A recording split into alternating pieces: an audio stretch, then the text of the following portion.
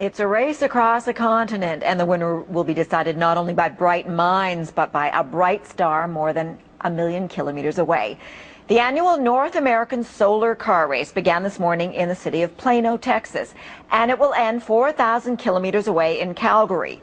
In between, teams of university students from North America and Europe will try to prove you don't need gas to go the distance. CTV's Sneha Kulkarni reports. Outside the Plano Center, teams scrambled to prepare.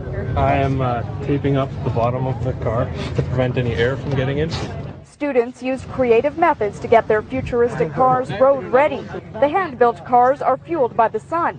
Some are plated with over 2,200 solar cells and can cost up to $1 million to build. The car is worth a lot. We've spent a lot of time on it. The heart's going a little bit quicker now, now that we're actually here and we're ready to leave.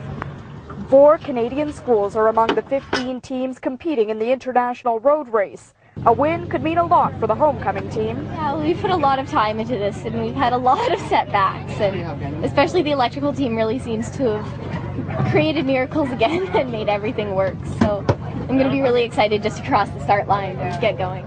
3, 2, 1, go. Hundreds of residents from the Dallas area lined the road to kick off the event.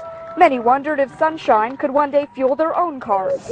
With what's going on in the economy today with oil, there's so much research and development has to go into this technology, because sooner or later this is what we're going to be driving in some form or fashion.